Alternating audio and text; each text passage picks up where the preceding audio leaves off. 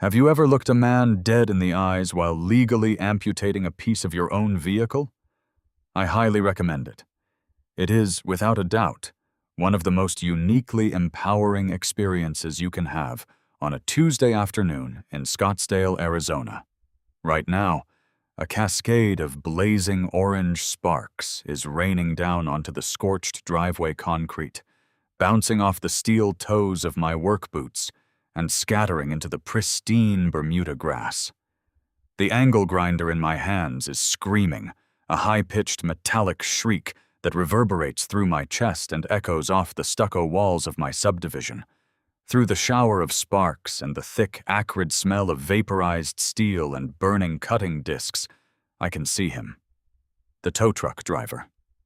He is a massive guy, wearing a faded high-visibility vest that looks like it hasn't been washed since the late 90s, and he is staring at me with a mixture of profound confusion and mounting frustration.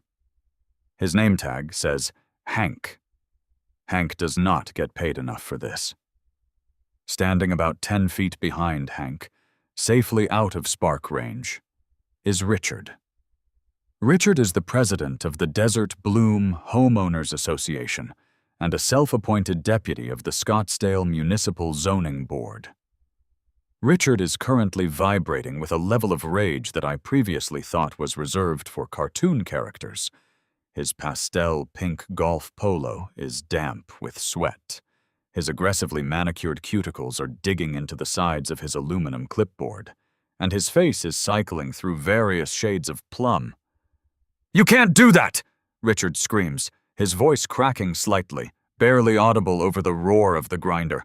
"Hank, hook it up! Hook the chassis right now! He's destroying the evidence!" I release the trigger on the grinder. The spinning disc slowly winds down to a halt, the sudden silence falling over the driveway like a heavy blanket, broken only by the low, rumbling idle of Hank's massive F450 tow truck parked aggressively half on, half off my curb. I lift my safety goggles, wiping a streak of sweat and metal dust from my forehead with the back of my leather work glove. "Hank," I say, keeping my voice entirely level and conversational, pointing the cooling grinder casually toward the dirt trench I've spent the last 6 hours digging under my 1978 Airstream Sovereign. If you drop a winch hook on that steel frame, you are legally attempting to tow a fixed, permanent residential structure. That's not a parking violation, Hank. That's felony property damage and attempted grand larceny of real estate. Do you have a permit to demolish a residential building? Hank blinks. He looks at me. Then he looks at the Airstream. Then he looks at the heavy-duty steel I-beam that I have just finished welding directly onto a 4-foot steel rebar cage, which is currently submerged in wet, rapidly curing, high-strength concrete. Finally, he looks back at Richard. "Buddy," Hank says, his voice a deep, gravelly drawl. "I tow cars. I don't tow houses. You didn't say nothing about no foundation." "It's a camper!" Richard shrieks, veins popping in his neck, pointing a trembling, manicured finger at the gleaming aluminum shell. "It is an unregistered, illegal recreational vehicle parked in violation of City Ordinance 402.1. Look at it. It's an Airstream." "Well," I say, casually tossing the grinder onto the driveway and leaning against the polished aluminum siding of my property. "It used to be. About 30 seconds ago, I severed the last bolt holding the axle to the chassis." "The wheels are gone, Richard. They're in my garage. This frame is now permanently affixed to the earth. It is literally welded to the crust of the planet. So unless Hank here has a bulldozer and a demolition license, I suggest you both get off my property." To understand how we arrived at this highly specific, mathematically precise standoff of malicious compliance, we have to rewind the clock exactly 72 hours. 3 days ago, life was peaceful. The Arizona sun was beating down. The saguaros were standing tall, and I was sitting on my front porch, drinking a mediocre cup of black coffee and admiring my recent purchase. The 1978 Airstream Sovereign was a beauty. I had scored it off a guy up in Flagstaff who had let it sit in a barn for 2 decades. The exterior was a dull, oxidized gray, but the bones were perfect. My plan was simple. Park it on the wide gravel RV pad on the side of my house, spend the winter gutting the interior, and restore it into a mobile studio. I had towed it down using my trusty F250, parked it perfectly within the property lines, and started mapping out my renovation budget. Then, the transmission on my truck violently exploded. I mean, literally exploded. I was pulling out of a grocery store parking lot later that afternoon when a sound like a grenade going off in a metal trash can echoed from under the cab. Gears sheared, fluid dumped, and I had to pay a highly unsympathetic flatbed driver $300 just to drag my dead truck back to my driveway. I was financially tapped out for the month, the truck was completely immobilized, and the Airstream was sitting on the side pad, disconnected and immovable. It was exactly 1 hour after the flatbed dropped my ruined truck in the driveway that Richard struck. I was under the truck, covered in transmission fluid, trying to assess the catastrophic mechanical failure, when I heard the distinct, rhythmic clicking of hard-soled loafers on concrete. I rolled out from under the chassis on my creeper, wiping grease from my eyes to see Richard standing over me. He was wearing his trademark khaki shorts, a visor that said Desert Bloom in embroidered cursive, and a smile so smug and thin it could have sliced deli meat. "Jake," Richard said, his voice dripping with faux neighborhood concern. "Having some car trouble?" "You could say that, Richard," I replied, standing up and grabbing a shop rag. "Transmission gave out. Going to be a minute before I can get it to a shop." Richard nodded slowly, his eyes darting past me to the Airstream parked on the gravel pad.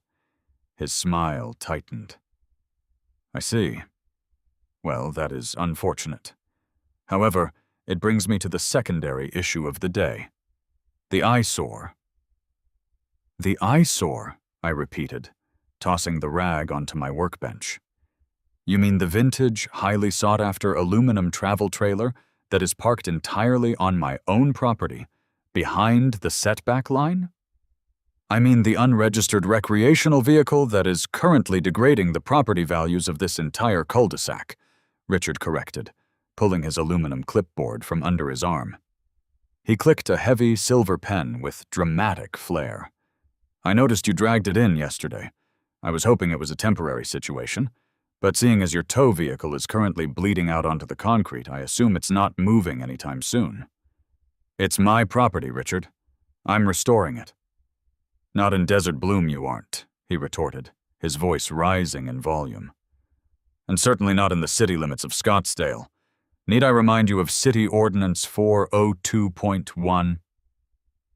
"I have a feeling you're going to," I sighed. Richard cleared his throat, standing up impossibly straighter. "No unregistered recreational vehicles, trailers, or campers may be stored on residential premises unless enclosed within a garage. Furthermore, the HOA bylaws strictly prohibit the outdoor storage of any vehicle not used for daily transportation. You are in violation of municipal code and community standards, Jake." "Richard, it's parked on an RV pad.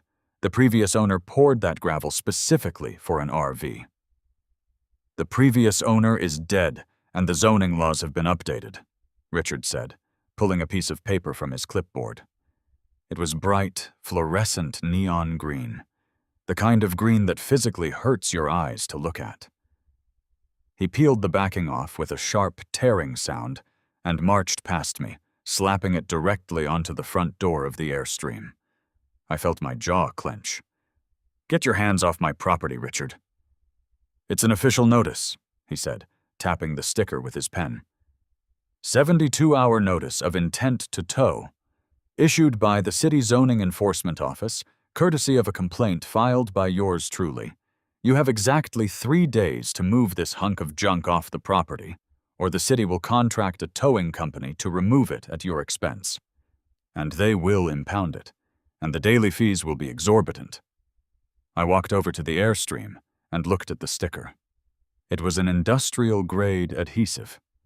If I tried to peel it off, it would take a layer of the vintage clear coat with it. I looked back at Richard. My truck is dead. I literally cannot move this right now. Give me a month to get the truck fixed, and I'll take it to a storage lot. The law doesn't care about your transmission, Jake, Richard sneered, turning on his heel. 3 days, 72 hours. The clock started the second I stuck that. On the door. Have a wonderful afternoon. He strutted away, his loafers clicking a smug rhythm down the driveway. I stood there in the heat, smelling burnt transmission fluid, staring at the neon green sticker. I was trapped. I didn't have the cash to hire a heavy-duty tow truck to move the Airstream to a commercial storage lot, which would require first and last month's rent up front anyway. I couldn't move it myself. If I left it, the city would legally steal it, impound it, and charge me a fortune to get it back, eventually auctioning it off when I couldn't pay the ransom. They had me dead to rights on the ordinance. It was a vehicle. It was unregistered. It was sitting outside. I walked inside, washed the grease off my hands, poured a fresh cup of coffee, and sat down at my kitchen table. I opened my laptop. I didn't search for towing companies or mechanic shops. I opened the digital archives of the Scottsdale Municipal Code, the Arizona State Revised Statutes, and a comprehensive database of property law. If there is one thing I have learned in my life, it is that bureaucratic bullies like Richard rely on a very specific kind of power. They rely on the presumption that you are too tired, too broke, or too ignorant to read the actual rules they use to bludgeon you. They weaponize the surface-level text of a law without ever understanding the foundational mechanics of how that law operates. They think the rule book is a wall meant to keep you out. But if you read closely enough, you realize the rule book isn't a wall. It's a maze.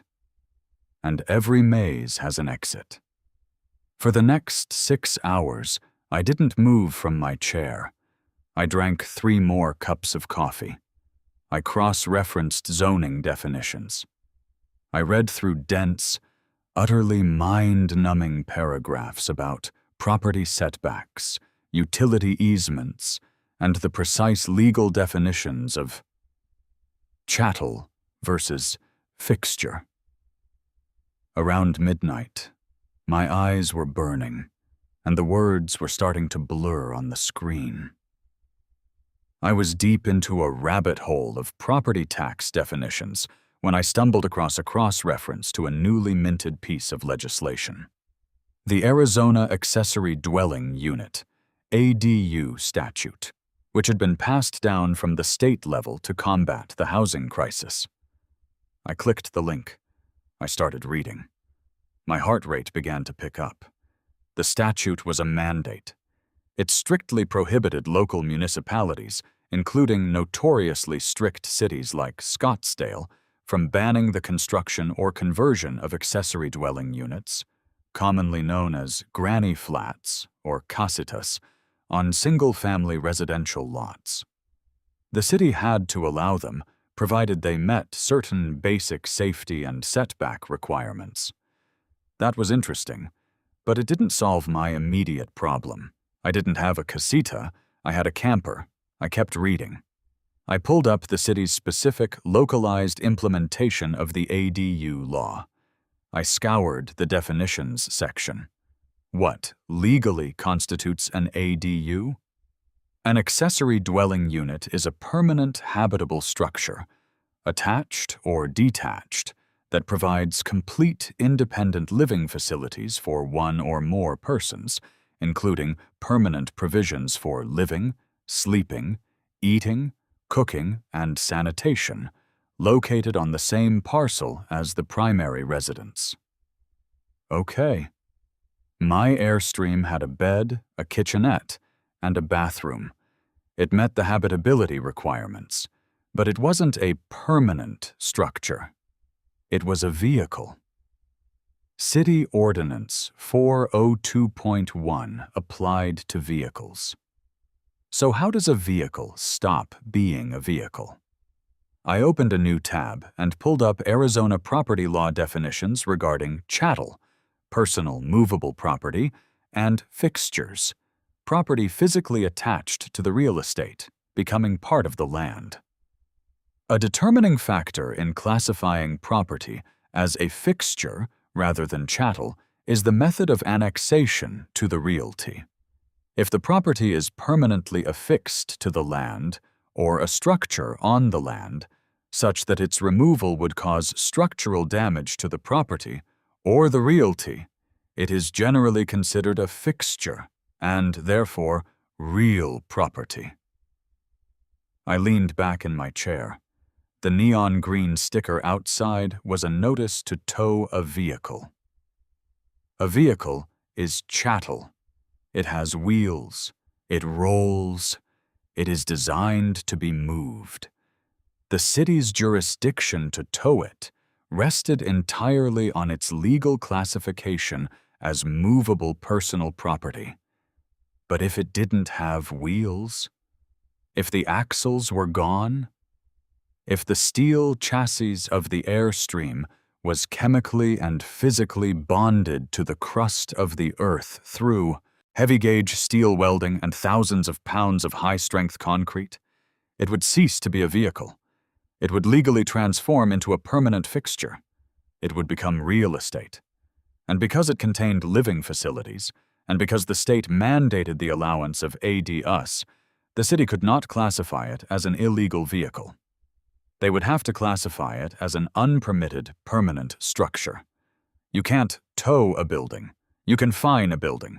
You can force the owner to get permits for a building, but you cannot hook a tow truck to a building and drag it to an impound lot. A slow, terrifying grin spread across my face. Richard didn't want a camper in my yard. Fine. He was going to get a legally protected, permanently affixed, architecturally integrated granny flat. I glanced at the clock in the corner of my screen. It was 1:15 a.m. I had roughly 60 hours before Richard's tow truck arrived. I needed concrete, I needed steel, and I needed someone crazy enough to do heavy structural modification in the middle of a residential neighborhood on a catastrophic time crunch. I picked up my phone and scrolled through my contacts until I found a number I hadn't called in 2 years. I hit dial. It rang 4 times before a gravelly, sleep-thickened voice answered. "Do you have any idea what time it is, man?" "Eddie," I said, "I need a favor. A big one." Fast Eddie was not your traditional licensed general contractor. He was a chain-smoking, heavily tattooed savant of structural steel and concrete who operated entirely on word of mouth and spite. He had a profound disdain for authority, a truck full of welding equipment, and a work ethic that bordered on manic when properly motivated. We had worked together on a warehouse retrofit years ago, and I knew for a fact that he lived for this specific kind of chaotic energy. "It's 1 in the morning, Jake," Eddie grumbled, the sound of a lighter flicking echoing through the receiver. He exhaled a long drag. "This better involve an emergency or a ridiculous amount of cash." "It involves both," I said, "and it involves legally infuriating a Scottsdale HOA president." There was a pause on the line. I could hear the gears turning in Eddie's head. "Go on?" "I have a 31-foot Airstream sitting on a gravel pad. In 60 hours, the city is sending a tow truck to impound it because it's legally classified as an unregistered vehicle. I need to change its legal classification." "How?" "I need you to come to my house, remove the wheels, sever the axles, dig 4 foundation trenches, Pour heavy-duty concrete footings and weld the steel chassis of the camper directly to the footings. I need it permanently affixed to the earth. I need it to be a building. Silence hung on the line for a long 5 seconds. You want me, Eddie said slowly, to weld a camper to a concrete pillar. 4 concrete pillars, rebar reinforced. I want it to be able to survive a localized seismic event. I want it so heavily attached to the ground that if a tow truck tries to pull it, they will snap their own winch cable. What kind of earthquake are you expecting in Scottsdale, man? The bureaucratic kind, Eddie. Will you do it? Another pause, followed by a low, rumbling chuckle. I'll be there at 6 a.m. Have coffee, and clear out the gravel where you want the footings. We're going to make a mess. The next 2 days were a blur of sensory overload, physical exhaustion, and absolute, unadulterated chaos. Eddie arrived exactly at 6 a.m., the rising sun reflecting off the battered hood of his heavy-duty flatbed truck. The truck was loaded down with bags of quikrete, lengths of thick rebar, an oxyacetylene torch setup, and a massive gas-powered MIG welder. He stepped out of the cab wearing a stained Carhartt jacket, holding a massive thermos of coffee. "Show me the victim," he grunted, slamming the truck door. We walked over to the Airstream. Eddie walked around it, kicking the tires, inspecting the undercarriage, and nodding to himself. Aluminum shell, steel ladder frame. It's solid. The axles are leaf-sprung, bolted directly to the main rails. Easy enough to cut out. We drop it down onto cinder blocks, dig the trenches directly under the main chassis rails, sink the rebar cages, pour the mud, and weld steel plates from the rebar directly to the frame. How long? I asked. Digging the holes is going to take the longest, Eddie said, pulling a pack of cigarettes from his pocket. The soil here is basically baked clay and rocks. But once the trenches are dug, the pour is fast. Concrete needs 24 hours to cure hard enough to weld to the anchors without cracking the footings. We have to move fast. We went to work. It was loud, it was dirty, and it was glorious. By 8 a.m., the sound of Eddie's impact wrench was echoing through the neighborhood, a brutal, percussive rat-tat-tat as he sheared the lug nuts off the tires. We jacked the Airstream up, pulled the wheels, and dragged them into my garage. The camper was now resting entirely on heavy-duty steel jack stands, hovering menacingly over the gravel pad. At 9:30 a.m., the first sign of trouble appeared. I was knee-deep in a trench with a pickaxe, violently breaking through a layer of caliche clay when I saw movement out of the corner of my eye. Richard was standing at the edge of his property line, peering through the slats of his vinyl privacy fence. He was holding his cell phone up, clearly recording us. "Hey, Richard!" I yelled cheerfully, leaning on the handle of the pickaxe, sweat pouring down my face. "Beautiful morning for some landscaping, isn't it?" Richard lowered the phone, his face twisted in a scowl. "What are you doing, Jake? The notice says you have to remove the vehicle. You can't just take the wheels off and leave it on blocks. That's an even bigger violation of community standards. You're turning this neighborhood into a junkyard." "I'm not leaving it on blocks, Richard," I called back, smiling widely. "I'm performing essential structural modifications. Don't worry, it's going to look fantastic. I am calling the zoning office to update them on this construction," he sputtered, waving his phone in the air. "They will be here with that tow truck exactly at the 72-hour mark. You are only making this worse for yourself." "I look forward to it," I yelled, turning back to my trench and swinging the pickaxe with renewed vigor. Eddie, who was currently under the Airstream with a cutting torch, blasting through the heavy steel bolts holding the axle assemblies to the frame, slid out on his back. He pushed his welding goggles up into his messy hair and looked over at Richard's retreating figure. "That the guy?" Eddie asked, wiping a smear of grease off his nose. "That's the guy." "He seems stressed," Eddie noted dryly, reaching for his torch again. "We should probably make these welds extra thick, just in case he tries to pull it out with his bare hands. Stand back, I'm dropping the axles." A few minutes later, with a massive groan of stressed metal and a heavy thud that shook the ground, the entire twin-axle assembly hit the dirt. We dragged the heavy metal units out from under the chassis and shoved them into the garage next to the tires. The Airstream was officially immobile. It was a metal tube balancing on jack stands. There was no going back now. By sunset on the second day, we were broken, filthy, and operating entirely on caffeine and spite. But the heavy lifting was done. 4 deep trenches had been dug, squared off, and lined with wooden forms. Eddie had fabricated heavy steel rebar cages for each trench, topped with thick, half-inch steel mounting plates. We had mixed and poured over 2,000 pounds of high-strength concrete, filling the trenches to the brim and carefully setting the mounting plates perfectly flush with the bottom of the Airstream's steel chassis rails. Now, all we could do was wait. The concrete had to cure overnight.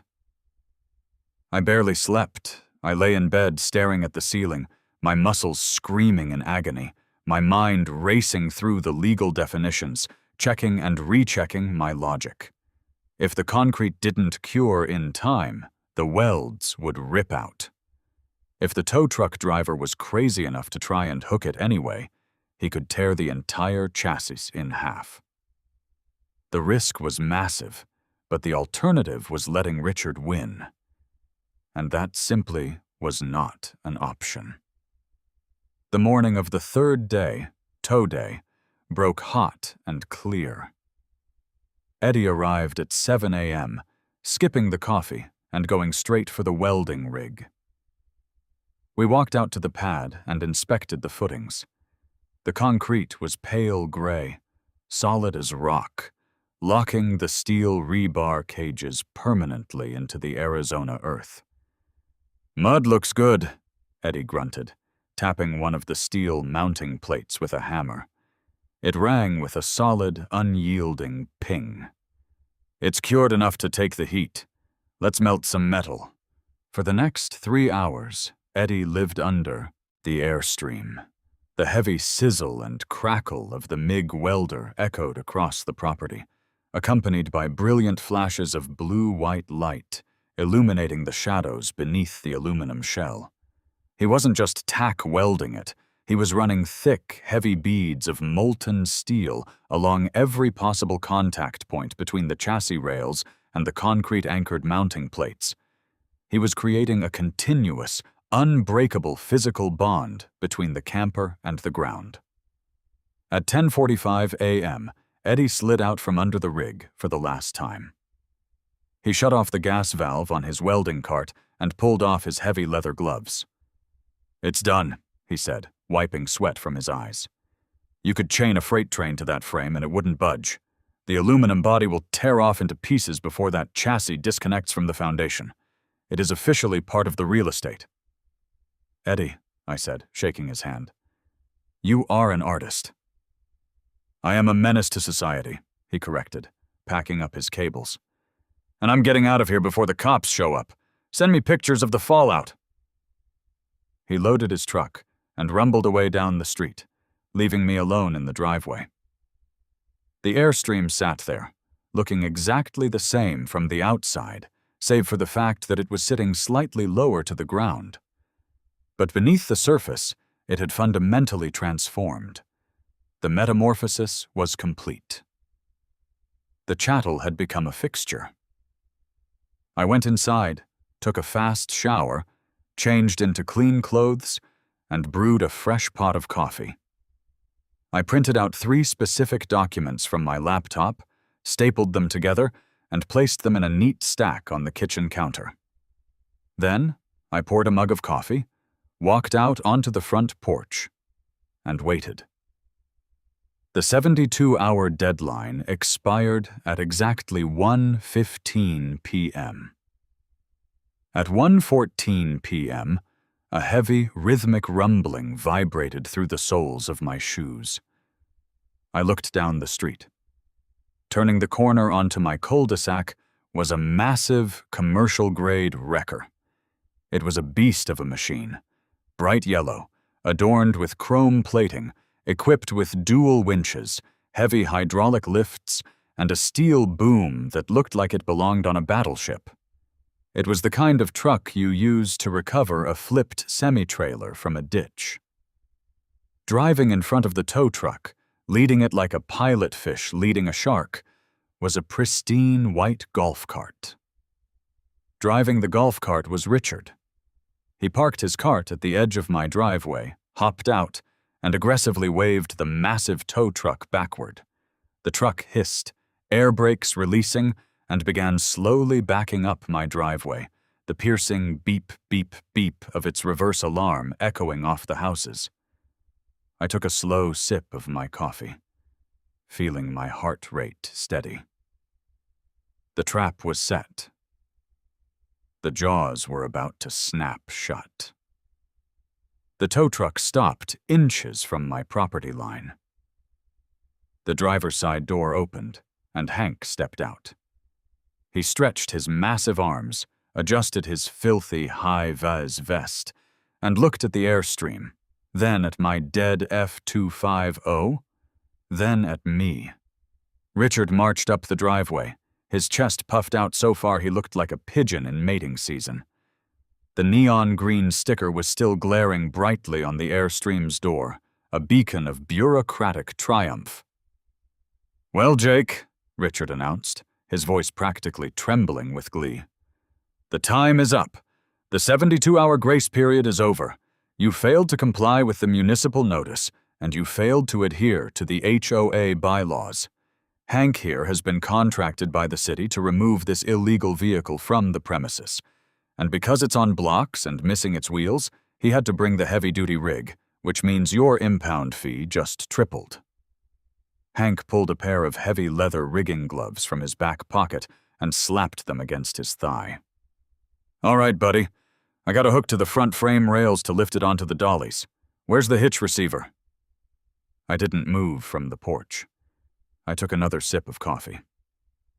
"Hank," I called out, my voice cutting through the smug silence of the afternoon.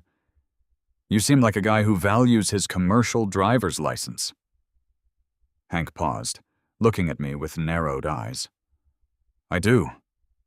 "Good. Because if you deploy that boom, if you touch a single winch cable to that aluminum shell, and if you attempt to drag that structure, you are going to lose your CDL, your job, and likely face a massive civil lawsuit for attempting to demolish a permitted residential foundation without a license," Richard burst, out laughing, a sharp nasal sound. "Oh, listen to him. Demolish a foundation. It's a camper on jack stands, Jake. Stop playing games and let the man do his job. Hank, hook it up." Hank ignored Richard and took a few slow steps toward the Airstream. He crouched down, peering into the dark space beneath the camper. "Hank," I said, walking slowly down the porch steps, keeping my tone deadly serious. "Look closely at the main chassis rails. Look behind the jack stands." Hank pulled a small flashlight from his vest pocket and clicked it on. He shone the beam under the Airstream. He swept the light from front to back. The beam caught the thick, heavy beads of fresh steel welds. It traced the welds down to the half-inch steel plates. It followed the plates down into the massive blocks of cured concrete, anchoring the structure into the excavated earth. Hank clicked the flashlight off. He stood up very slowly. He took off his baseball cap and scratched the back of his head. "What's the holdup?" Richard snapped, checking his watch impatiently. "Hook the chain, Hank." Hank turned around and looked at Richard with an expression of profound, weary disgust. "Buddy," Hank drawled, pointing a thick finger at the Airstream. I don't know what kind of neighborhood dispute you got going on here, but I tow vehicles. I don't tow real estate. That thing right there? It ain't got wheels. It ain't got axles. It is welded, and I mean professionally, heavily welded, to concrete footings that are buried in the ground. It's a building. Richard's face dropped. His mouth opened, but no sound came out. He blinked rapidly, his brain struggling to process the information. He rushed over to the side of the airstream, dropping to his hands and knees, ruining his khaki shorts in the driveway dirt. He peered under the chassis. "No," Richard whispered, his voice cracking. "No, no, no. He just did that. He did that yesterday. It's still a vehicle. Look at the sticker. The sticker says it's a vehicle." "A sticker don't change the laws of physics, pal," Hank said, shaking his head. "If I try to pull that frame with my boom, my truck will lift off the ground before that concrete gives way. Or I'll rip the aluminum body right off the chassis and destroy a fixed structure. My insurance don't cover house demolition. You want that moved, you gotta call a structural moving company and a demolition crew. I'm out." Hank turned and started walking back to his massive yellow wrecker. "You can't leave!" Richard shrieked, scrambling to his feet, dusting his dirty knees frantically. "The city contracted you! You have a work order! You have to remove it!" Hank paused with his hand on the door handle of his truck. He looked back at Richard. "My work order says remove unregistered vehicle. That ain't a vehicle anymore. Call the city." Hank climbed into his cab, released the air brakes with a loud hiss, and put the massive truck in gear, rumbling slowly down the driveway and out of the cul-de-sac. Richard stood perfectly still in my driveway, his chest heaving, his face transitioning from plum to a deep, dangerous shade of crimson. He spun around to face me, pointing an accusatory finger. "You think you're clever, Jake?" he spat, his voice trembling with fury. "You think you can just pour some concrete and bypass the law? You just made it worse. You performed unpermitted construction. You built a permanent structure without zoning approval. I'm calling the police.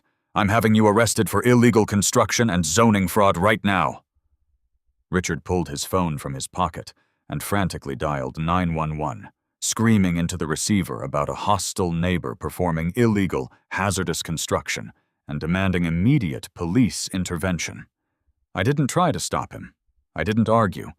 I simply walked back up to my porch, picked up the neat stack of stapled documents from the kitchen counter, walked back out, and leaned against the gleaming, permanently fixed aluminum side of my brand-new building.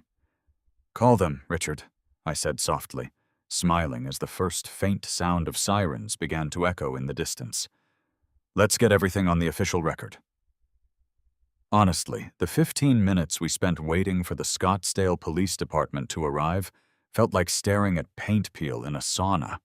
I mean, the Arizona sun was literally radiating off the driveway, baking the concrete and sending up these wavy, distorted heat lines that made Richard look like a vibrating mirage of pure, unadulterated neighborhood fury.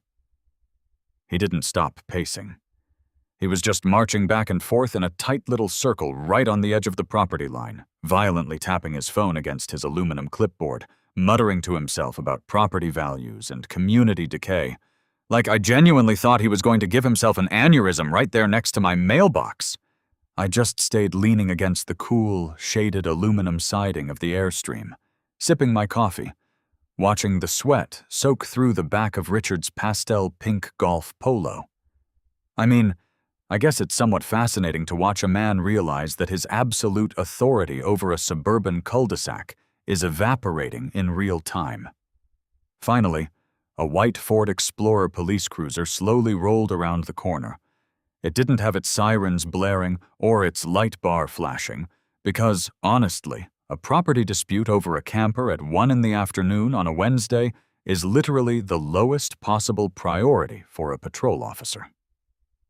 The cruiser eased to a halt against the curb, the heavy tires crunching over some loose gravel. The door popped open, and Officer Miller stepped out. I instantly felt a profound sense of camaraderie with Officer Miller. You could just look at the guy and tell he was having a day. He was a veteran cop, maybe 5 years out from retirement, with salt and pepper hair and a posture that screamed, "Please do not make me do paperwork today."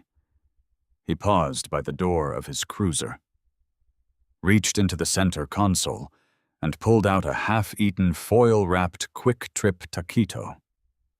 He took a solemn bite, chewed slowly, swallowed, and then let out a sigh so heavy it could have moved a sailboat.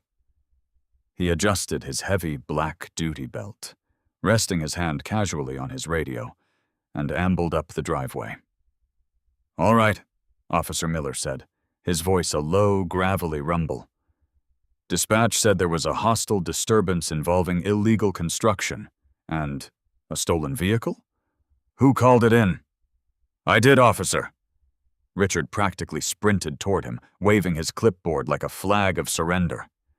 "Richard Vance, HOA president for Desert Bloom. Thank God you're here.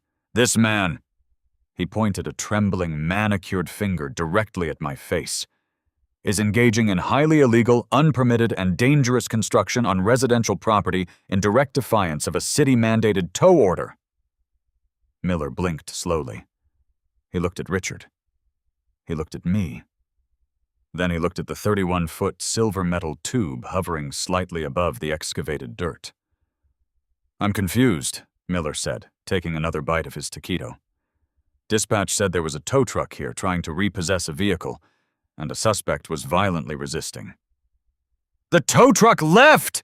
Richard shrieked, his voice climbing an octave. "Because this lunatic poured thousands of pounds of concrete in the middle of the night and welded his illegal recreational vehicle to the ground.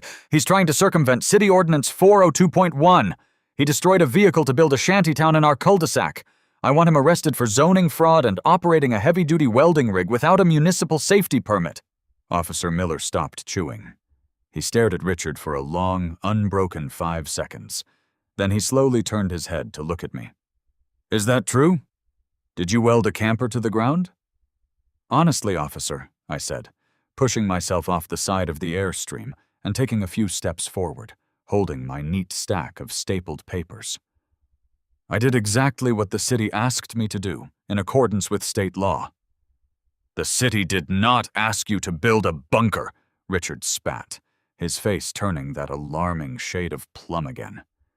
"The city gave you a 72-hour notice to remove a chattel vehicle." "And if you'll notice, Officer Miller," I said, calmly gesturing to the Airstream, "there is no vehicle on this property. A vehicle, by legal definition under Arizona State Revised Statutes, is a piece of movable personal property equipped with wheels and axles designed for transport. As of yesterday, this structure has no wheels. It has no axles. It is permanently affixed to a structural foundation via heavy-gauge steel welds and reinforced concrete." I handed the first page of my stapled packet to Miller. He wiped a crumb of taquito off his chin and looked at the paper. "This is a printout of the Arizona Property Code regarding fixtures," I explained, keeping my tone polite and conversational. "Like, literally, the state law says that once an object is permanently attached to the real estate in a way that removing it would cause structural damage to the item or the land, it legally ceases to be personal property. It becomes a permanent fixture. Real estate.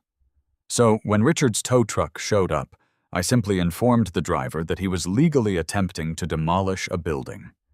The driver, being a reasonable professional, declined to commit a felony and left." Miller stared at the highlighted paragraph on the paper. I watched his eyes scan the words. A very slow, very subtle smirk started to form at the corner of his mouth. He looked up at the massive steel frame of the Airstream, then down at the concrete footings gripping the steel plates. "I mean, I guess you got a point," Miller muttered, almost to himself. "I ain't never seen a camper anchored like a suspension bridge before." "He doesn't have a point," Richard yelled, stepping directly into Miller's line of sight. "It doesn't matter what you call it. He built a structure without a permit. That is illegal construction. Arrest him. Issue a citation." Do your job." Officer Miller's subtle smirk vanished instantly, replaced by the tired, icy glare of a cop who does not like being yelled at by men in pastel golf wear. He squared his shoulders, looking down at Richard. "Listen to me very carefully, sir," Miller said, his voice dropping an octave, losing all of its previous casualness. "I am a police officer. I enforce the penal code. I handle assaults, robberies, traffic accidents, and domestic disputes. What I do not do, under any circumstances, is enforce municipal zoning permits." "But it's illegal," Richard protested, though he instinctively took a half-step back. "It is a civil code violation, at best," Miller corrected, handing my paper back to me. "If he built a patio without a permit, I don't arrest him. If he put up a fence too high, I don't arrest him. And if he welds an Airstream trailer to the crust of the earth in his own driveway, I definitely do not arrest him. That is a problem for the Department of Building and Safety. That is a problem for a zoning inspector with a clipboard. That is not a police matter." "He was operating a welding torch!" Richard grasped at straws, literally pointing at the blackened scorch marks on my driveway. "Fire hazard." "Are there flames currently visible?" Miller asked, deadpan. "No, but then it's not a fire hazard right now, is it?" Miller sighed, rubbing the bridge of his nose. "Honestly, I got a 3-car pileup on Scottsdale Road waiting for me to take statements, and I am standing here looking at a metal tube glued to the dirt. Do you have any actual crimes to report today, Richard?" "This is a crime against this community," Richard stammered, crossing his arms so hard I thought he might crack a rib. "You're just going to let him get away with this?" "I'm going to let the city handle it," Miller said, turning around and walking back down the driveway. He opened the door of his cruiser and looked back at me. "I gotta admit, son, that is one hell of a lot of effort just to avoid a tow fee." "It's about the principle, officer," I smiled, raising my coffee mug in a salute. "Have a safe shift." Miller just shook his head, climbed into the Explorer, and drove away, leaving Richard standing in my driveway, completely and utterly defeated. The air between us was so thick with tension, you could have cut it with a hacksaw. Richard stared at me, his eyes wide and manic, his chest heaving. "This isn't over," Richard whispered, his voice trembling with a rage so deep it sounded like it was coming from the bottom of a well. "You think you found a loophole? You think some cute little definitions from the state mean anything? I am going to march down to the zoning office personally. I am going to get the senior inspector out here. They will fine you thousands of dollars a day for unpermitted construction. They will place a lien on your house. They will force you to tear that monstrosity down with your bare hands."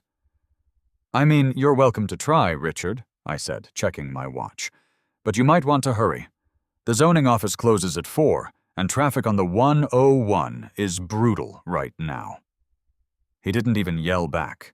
He just spun around, practically sprinting back to his golf cart, slamming his foot on the accelerator, and peeling out down the street. I went back inside, closed the door, and let out a massive, echoing laugh that I had been holding in for the last hour. Step 1 was complete. The police couldn't touch me. The tow companies wouldn't touch me. The camper was legally a building. But Richard was right about one thing. The bureaucratic gauntlet was just beginning. The city was coming, and they were going to come armed with clipboards, red tape, and an arsenal of municipal code violations. I walked over to my printer, checked the ink levels, and printed out the second document I had prepared. This was the nuclear option. This was the document that was going to make the city zoning inspector wish he had called in sick. It took exactly 48 hours for the Empire to strike back. I was sitting in the Airstream, which I had already started outfitting with basic drywall on the interior, when I heard the heavy clunk of a car door shutting in the driveway. I peered out the curved vintage window and saw a white Ford Escape with the seal of the city of Scottsdale stamped on the door. A tall, incredibly thin man with a severe comb-over and a heavily starched white button-down shirt stepped out. He was carrying a thick, leather-bound folio. He looked like a man who genuinely enjoyed rejecting permit applications. This was Inspector Davis, the final boss of the Scottsdale Zoning Department. I stepped out of the Airstream and walked down the small set of wooden stairs I had built the day before. "Can I help you?" I asked, putting on my best, most innocent neighbor face. "Are you the property owner?" Davis asked, not even looking up as he scribbled something in his folio. "I am. Jake." Davis finally looked up, his eyes scanning the Airstream, the concrete footings, the heavy welds. His face remained completely impassive, a mask of bureaucratic indifference. Mr. Vance filed an emergency grievance regarding unpermitted structural modifications, hazardous materials, and the illegal conversion of an unregistered vehicle, Davis said, his voice a flat, nasal monotone. "I am here to issue a stop work order, followed by a citation for violating municipal codes regarding the erection of a permanent structure without prior architectural review, engineering stamps, or foundational permits. The fine is $500 per day, retroactively applied to the date of the initial tow notice." He pulled a bright red sticker from his folio, the dreaded "Stop Work" notice, and took a step toward the Airstream. "Like, I literally wouldn't put that sticker on my property if I were you, Inspector," I said, holding up my hand. Davis paused, arching an eyebrow. "Excuse me? You're about to issue a citation for unpermitted construction, correct?" I asked, pulling my stapled packet out of my back pocket. "Under what specific ordinance?" "Ordinance 714.2, Davis recited automatically. "Erection of a permanent detached auxiliary structure requires comprehensive architectural and structural permitting." Right, I nodded, flipping to the second page of my packet. "But honestly, I think you might be looking at the old rulebook, Inspector. Have you familiarized yourself with Arizona State Bill 1450, the Affordable Housing Act?" Davis frowned, a tiny crease appearing on his forehead. "State mandates regarding high-density housing do not circumvent local safety and structural codes." "They do when it comes to accessory dwelling units," I corrected him, tapping the paper. "SB 1450 explicitly restricts local municipalities from enforcing arbitrary architectural reviews or burdensome permitting processes that would hinder the creation of ADUs on single-family lots. The state mandates a fast-track approval process." "This isn't an ADU," Davis scoffed, gesturing to the gleaming silver trailer. "It's a camper you glued to the dirt." "We've already established with the police that it is a permanent fixture," I countered smoothly. "It has no wheels. It is permanently annexed to the real property. And according to the state definition, an ADU is a permanent habitable structure providing independent living facilities. This has a bed, a kitchen, and a bathroom. It is, by the letter of the law, an accessory dwelling unit." Davis stared at me, his bureaucratic brain rapidly trying to process the legal judo I was performing. "Even if I classify this as an ADU, which is a massive stretch, you still didn't pull a permit before digging the foundation." "Which is why," I smiled, pulling out the final document from my packet. "I have filled out the state-mandated retroactive ADU fast-track permit application." Under the new statute, if an existing, non-conforming structure is retrofitted to serve as an ADU, the city must allow retroactive permitting without penalty, provided the structure meets basic habitability codes. Because the city cannot prove this structure wasn't an existing outbuilding before I began modifying it. "It's a camper," Davis almost yelled, his composure finally cracking. "Everyone knows it's a camper." "Prove it," I challenged him. "Prove it was a camper when I started the modifications. You didn't take pictures before the tow notice. Richard didn't take pictures. For all you know, this aluminum shell has been sitting on blocks in my backyard for 10 years. serving as a storage shed, and I just decided to upgrade it." Davis opened his mouth, closed it, and stared at the retroactive permit application in my hand.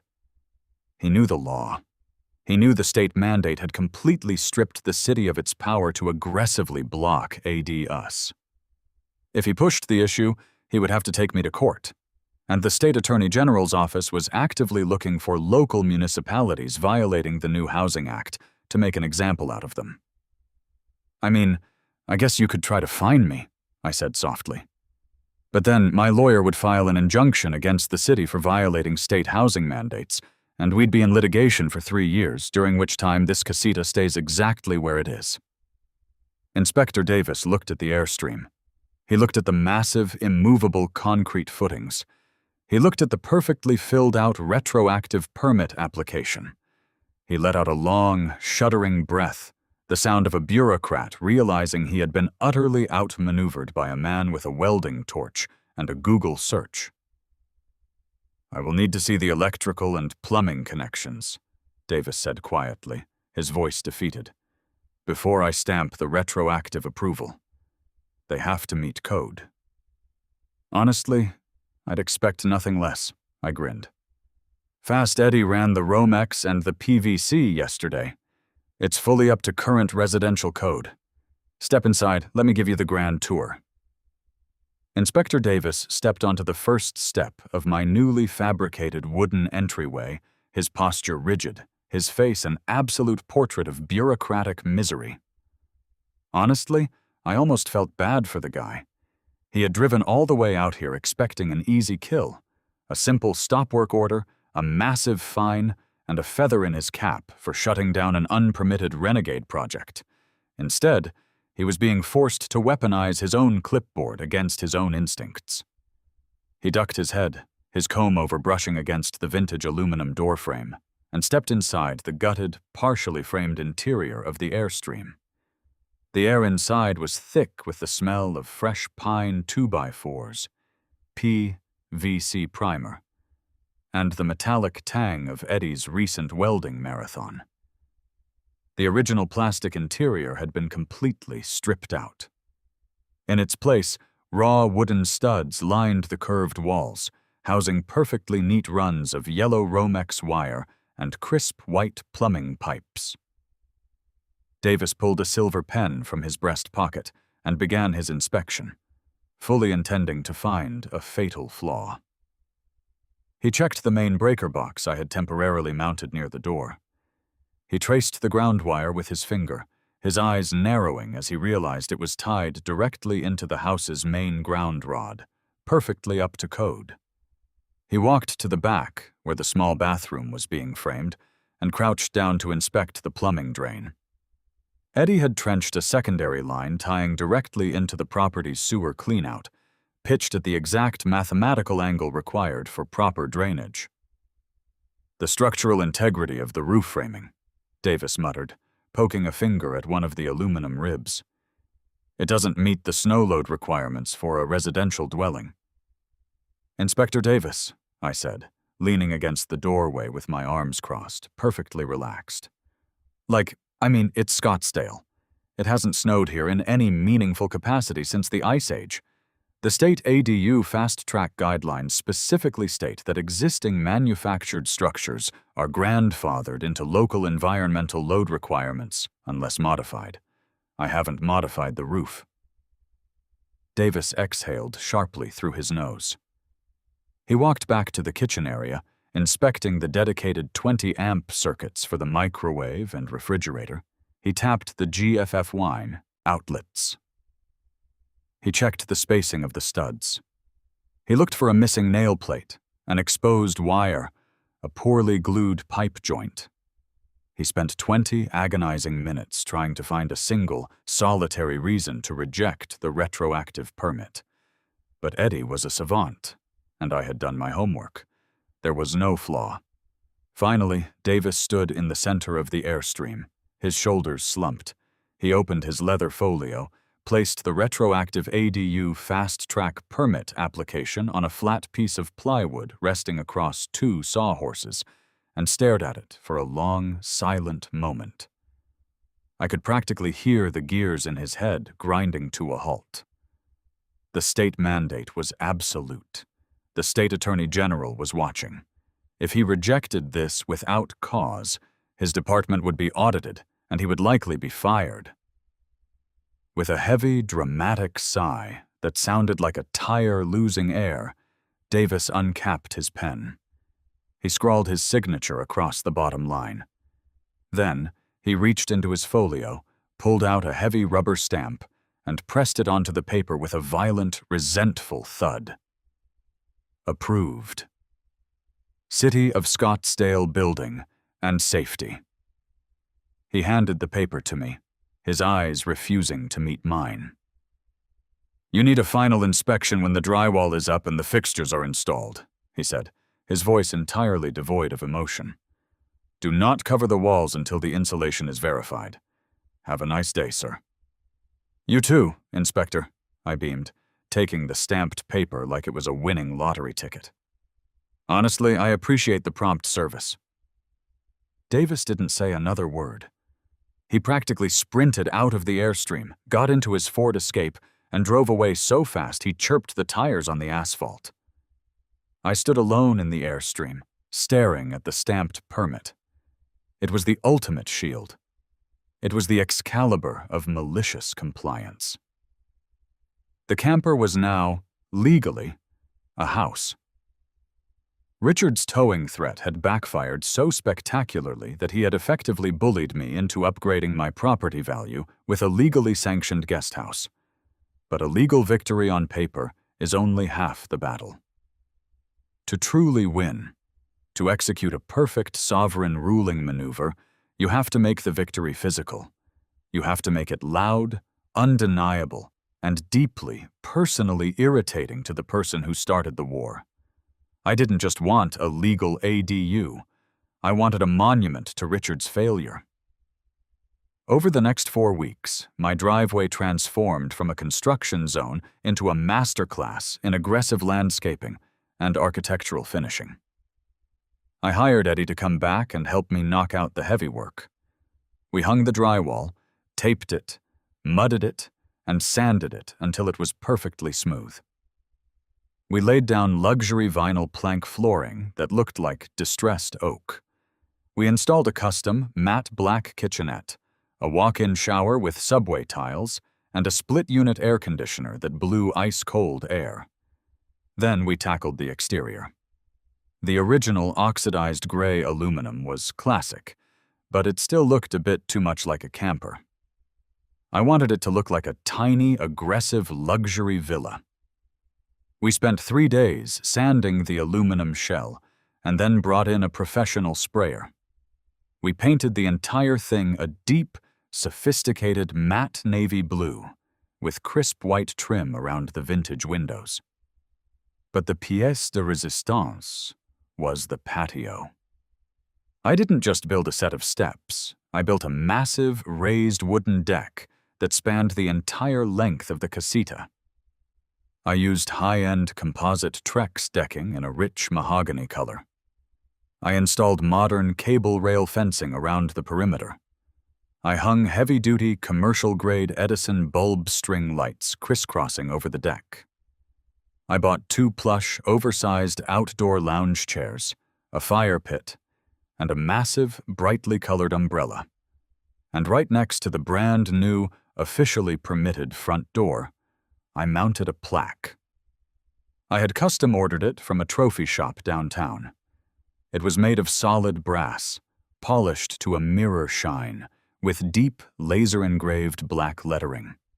It read, "The Richard Vance Memorial Granny Flat, St. 2026. Through bureaucracy, we build." The day I mounted the plaque, Richard happened to be walking his golden retriever past my house. I was on the deck, holding a cordless drill, making sure the brass screws were perfectly flush. Richard stopped dead in his tracks on the sidewalk. His eyes locked onto the matte navy blue structure, the sweeping mahogany deck, and the glowing string lights. Then he saw the plaque. Even from 30 feet away, I could see his face turn that familiar, dangerous shade of plum. His jaw worked silently. The dog pulled on the leash, but Richard was frozen, staring at the physical manifestation of his own catastrophic defeat. "Hey, Richard!" I called out, leaning over the cable railing and waving cheerfully. "Just finishing up the exterior details. The city inspector loved the paint color. What do you think?" Richard didn't say a word. He yanked on the dog's leash so hard the poor animal yelped, and he power-walked down the street, his shoulders hunched, completely avoiding eye contact. It was a beautiful moment, but the trap wasn't fully sprung yet. An empty guest house is just a building. To make it a fortress, you need a garrison. You need someone occupying the space who understands the assignment, someone who thrives in the trenches of suburban warfare, and someone who possesses a level of petty resilience that terrifies even the most hardened HOA president. I needed my grandmother. Her name is Evelyn, but everyone calls her Nana. Nana is 78 years old, stands exactly 5 feet tall, and smokes Virginia Slims like they contain the secret to eternal youth. She is a retired high school principal who plays cutthroat competitive bridge and possesses a vocabulary of insults so sharp they could cut glass. She had been living in a bland, sterile retirement condo in Phoenix for the past 3 years, complaining constantly about the lack of character and action in her community. I called her on a Tuesday. I explained the situation with Richard, the tow truck, the concrete footings, and the creation of the casita. I didn't even have to finish the pitch. "I'll start packing," she croaked through the phone, the sound of a lighter flicking in the background. "I haven't had a good neighborhood feud since the Johnsons tried to build that ugly gazebo in '98. What time can I move in?" Nana arrived 4 days later in a rented U-Haul van, driven by one of her terrified bridge partners. It took me all afternoon to move her things in. She brought a massive leopard print armchair, a collection of vintage crystal ashtrays, a painfully loud parrot named Captain that she claimed was an emotional support animal, and an attitude that absolutely radiated chaos.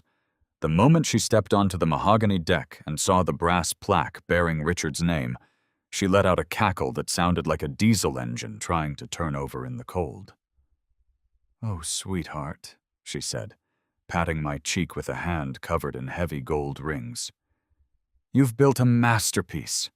Now point out this Richard character. I need to establish dominance early."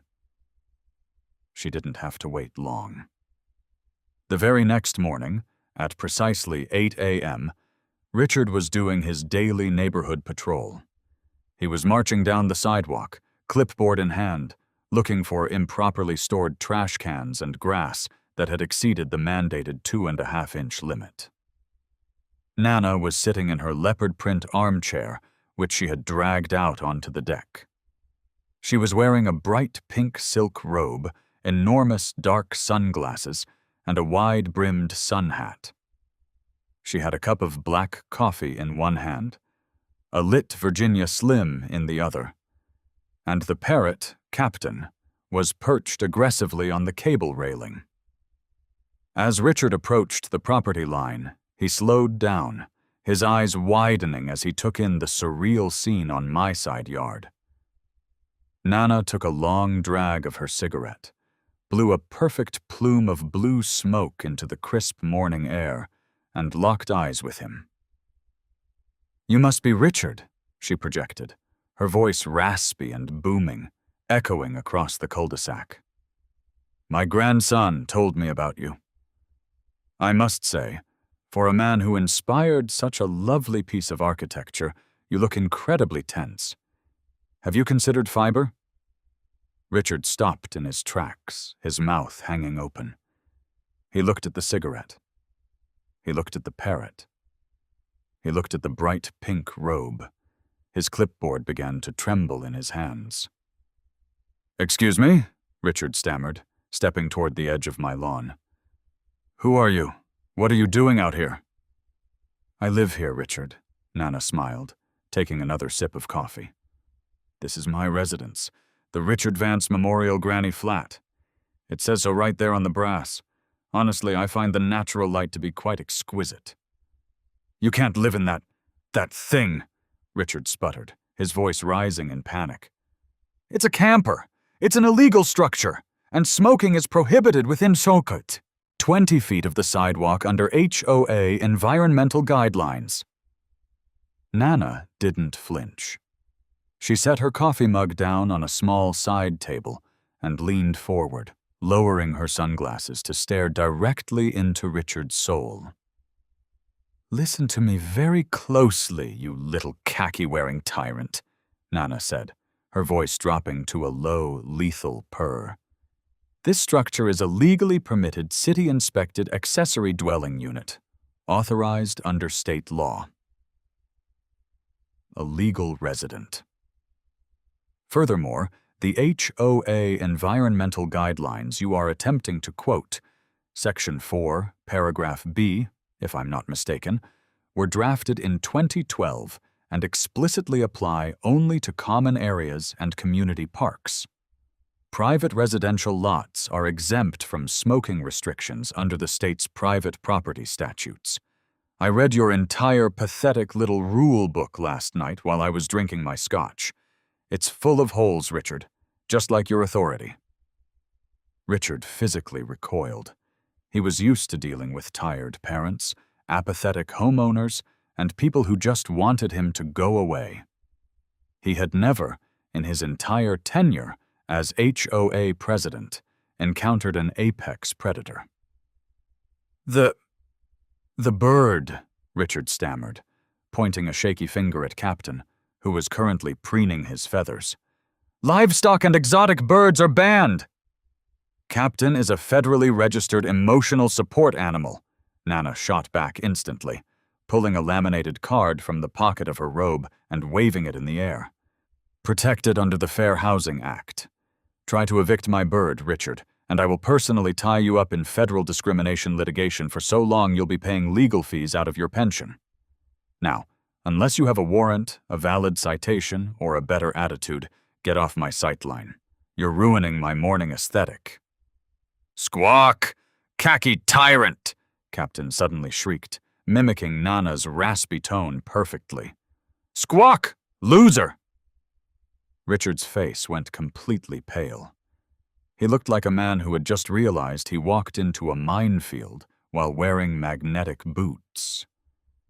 He opened his mouth, closed it, turned on his heel, and practically jogged away down the sidewalk, the sound of Nana's booming, victorious cackle chasing him all the way back to his house.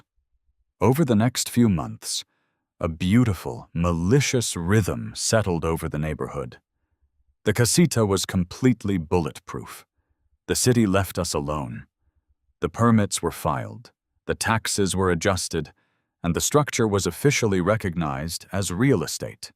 But the war between Nana and Richard became the stuff of local legend. Every time Richard tried to issue a citation for a minor infraction anywhere on our street, Nana was there. She set up a lawn chair on the edge of the property line and heckled him with a megaphone. When Richard tried to enforce a rule about neutral paint colors for mailboxes, Nana printed out the Supreme Court ruling on freedom of expression and taped it to his front door. When Richard complained about the volume of Nana's jazz music, she hired a mariachi band to practice in the driveway for exactly 45 minutes on a Saturday afternoon, perfectly within the city's noise ordinance limits. Richard aged 10 years in 6 months. He stopped patrolling our side of the street entirely. He resigned from the HOA board shortly after the new year, citing health reasons and neighborhood hostility. And rumor had it he was looking at real estate listings in a gated community on the other side of town. I was sitting on the mahogany deck with Nana one evening, the string lights glowing warmly above us, casting a soft light over the gleaming navy blue aluminum of the Airstream. She was sipping a martini. Captain was asleep in his cage inside, and I was admiring the heavy steel welds that still anchored the structure deep into the Arizona earth. "You know, Jake," Nana said, swirling the olive in her glass, "when you told me you welded a camper to the ground to spite a bureaucrat, I thought you were being dramatic. But honestly, it's the most structurally sound piece of revenge I've ever lived in." "I mean, like, it was the only logical solution," I laughed, kicking my boots up onto the railing. "They wanted to tow a vehicle. I just made sure they didn't have one to tow." This is the essence of sovereign ruling. When the system tries to crush you with a rulebook, you don't throw the rulebook away. You don't fight it with raw emotion or blind rage. You read the rulebook, you study it, you find the exact, microscopic legal definition they are relying on to leverage their power, and you physically, permanently alter reality so that definition no longer applies. You take their weapon, you strip it down to its component parts, and you reassemble it into a shield. Richard wanted to enforce a parking violation. So I built a house. I laid the foundation, I poured the concrete, and I secured a victory so heavy, so permanent, and so deeply embedded in the legal code that no tow truck on earth could ever drag it away. Never argue with an idiot. Just change the legal definition of the argument.